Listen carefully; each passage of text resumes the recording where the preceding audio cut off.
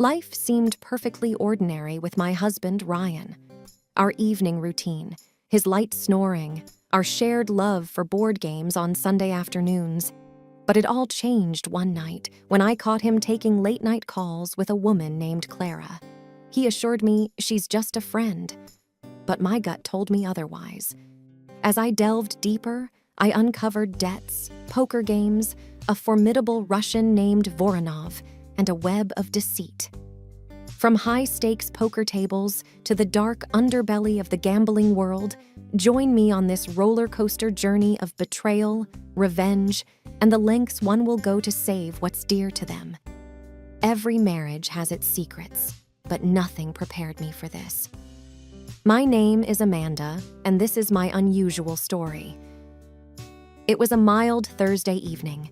I was curled up on the couch with my cat, Whiskers, engrossed in the latest episode of my favorite crime drama. The apartment was dimly lit, with the orange glow from the television casting shadows on the walls. The muted hum of the city outside only added to the cozy ambiance. But that ambiance was shattered when I heard it. My husband Ryan's phone vibrating on the kitchen counter. I glanced at the clock. 2:37 a.m. Who calls at this hour? I thought to myself. The hairs on the back of my neck stood up. Ryan was in the shower, probably unaware of the call. Curiosity got the best of me.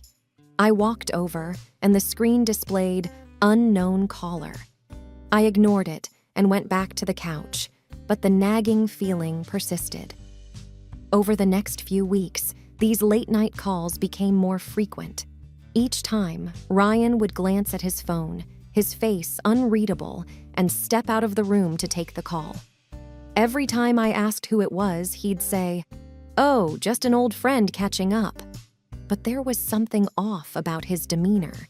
The confident, easygoing man I knew seemed to be replaced by someone edgy, almost secretive. I felt it, that unsettling knot in my stomach. Suspicion started to creep in. One morning, as I was getting ready for work, I found a tiny note in his jacket pocket. "Meet me at the park, 8 p.m. No name, no explanation. I have to know, I said to myself, anxiety and determination warring within me. I decided to take things into my own hands. Revenge? No, not yet. But if he was playing games, I was ready to play them tenfold. It was a risk, but I knew I needed evidence. So I borrowed a voice-activated recorder from a tech-savvy friend and hid it under our bed, hoping to catch one of their conversations. Days went by, and finally, on a rainy Tuesday evening, the recorder caught something. Ryan's voice, sounding almost desperate. "I can't keep doing this. It's not right. She's my wife. She doesn't deserve this." A female voice, cold and unfamiliar, responded, "You owe me, remember? You either continue or things will get ugly." My heart pounded, blood rushing to my ears. Who was this woman? What did Ryan owe her? So many questions swirled in my head. Revenge wasn't just a fleeting thought now. It was turning into a burning need. I was ready to turn the tables on whoever was trying to ruin my marriage. But first, I needed a plan. The need for answers was overwhelming. Every second that passed was torture, not knowing what secret my husband was keeping, not knowing who this mysterious woman was. My once peaceful home now felt like a ticking time bomb. I had to act. I need allies, I thought, turning to my close circle of friends, Jenny and Mark. They'd stood by me through thick and thin, and I trusted them implicitly. I played the recording to them, and their reactions mirrored my own shock and anger.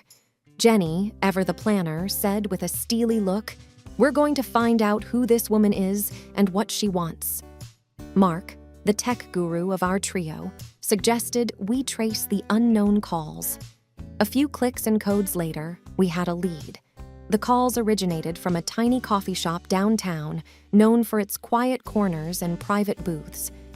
Dressed in inconspicuous clothing, the three of us decided to stake out the cafe. Hours passed with no sign of the mysterious woman. Just when I was about to give up, she walked in. Her raven black hair, red lips, and striking green eyes made her stand out instantly. She seemed to be waiting for someone, nervously glancing at her phone. Suddenly, the door swung open again. My heart skipped a beat. It was Ryan. Their conversation was hushed, but the tension between them was palpable. I needed to hear their conversation. Thinking on my feet, I took out my phone, dialed the cafe's number, and informed them of a fake gas leak.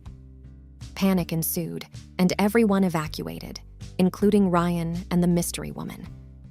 As they stepped out, Jenny, pretending to be a panicked patron, accidentally spilled her coffee on the woman, while I quickly slipped another voice recorder into Ryan's coat pocket. As we regrouped at Jenny's apartment later, we anxiously played back the recording. "She's getting suspicious," Ryan whispered. "You think I care? You know what you have to do," she retorted. Ryan's voice trembled. "This isn't about money anymore, is it? It's about control." She laughed, a chilling sound. "You're in no position to question me." I sat there, my emotions a whirlwind of anger, sadness, and betrayal. But underlying all of it was a burning determination. I needed to confront Ryan, but not before I found out who this woman truly was and what she wanted. As the evening turned into night, Mark made a startling discovery. The woman, it turns out, was Clara, a name that took me back to our college days. Clara was Ryan's ex-girlfriend, known for her manipulative tendencies and vengeful streaks. But why was she back? And what hold did she have over Ryan? I decided then and there that Clara had picked the wrong woman to mess with. Revenge wasn't just an idea, it was a plan in motion. That night, my mind was abuzz with memories of Clara. The extravagant parties she'd throw, the trail of broken hearts she'd left, and the rumors of her involvement in some shady dealings.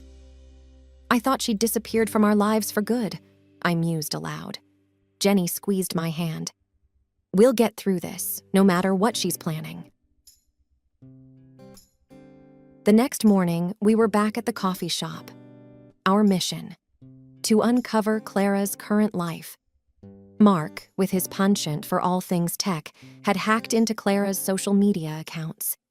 As we scrolled through her pictures, one caught my eye: Clara at a high-end casino, surrounded by well-known criminals.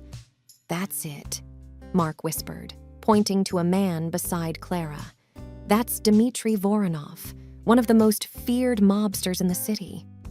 The pieces of the puzzle started falling into place. Clara was in deep with some seriously dangerous people.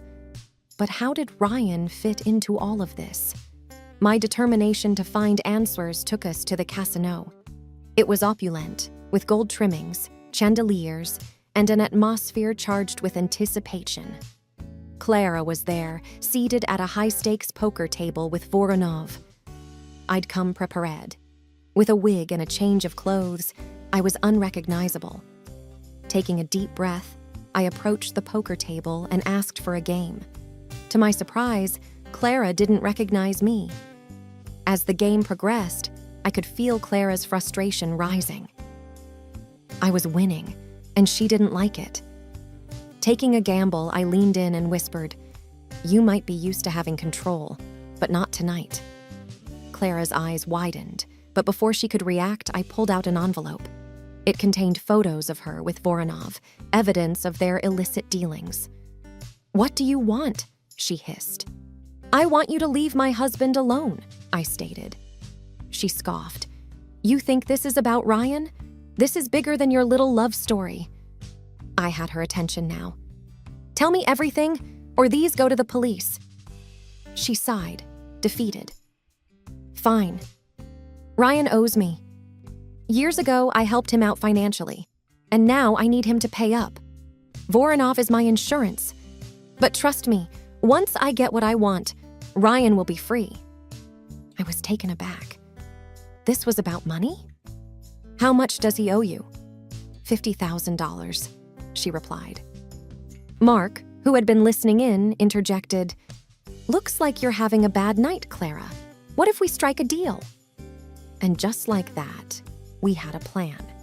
A poker game where the stakes were high and the outcome could change everything. As the evening wore on, our high-stakes poker game drew a crowd. Clara, with her piercing eyes and sharp wit, was known as a force to be reckoned with at the casino. But tonight, she looked rattled. Every time she glanced my way, her confidence seemed to wane. I thought to myself, is this really about the money, or is there something more? The tension was palpable. "You're playing with fire," Clara whispered menacingly during a break. I replied, "Sometimes fire is the only way to cleanse." Mark, ever the tech genius, had set up a discreet live stream of the game. Thousands were now watching online, enraptured by the unfolding drama. He'd also set up a crowdfund, pitching it as the game to save a marriage. Donations started pouring in. As the hours ticked by, the pot grew larger and larger. Clara was losing, and she knew it. The mounting pressure made her sloppy. Finally, in a dramatic final hand, I won. But it wasn't just about the money. It was about taking back control. I could see the defeat in Clara's eyes, and for a brief moment, I felt sorry for her. But then I remembered all the pain and chaos she had brought into my life. Jenny sidled up to me, her eyes shining. "You did it!" I hugged her tightly. "We did it!" We had more than enough to pay off Ryan's debt, with a significant amount left over. I decided to donate it to a charity supporting victims of scams. However, the story doesn't end here. With Clara defeated at the poker table, we had a false sense of security. Little did we know that Voronov wasn't going to let things go so easily.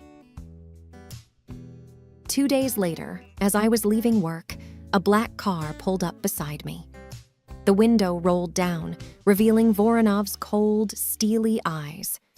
"You may have won the game," he hissed, "but you haven't won the war."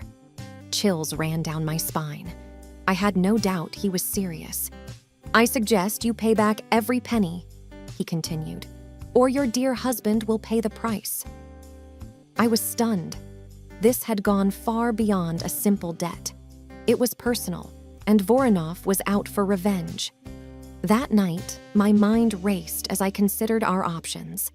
Going to the police seemed the obvious choice, but would they be able to protect us from someone as powerful and well-connected as Voronov? What had Ryan gotten us into?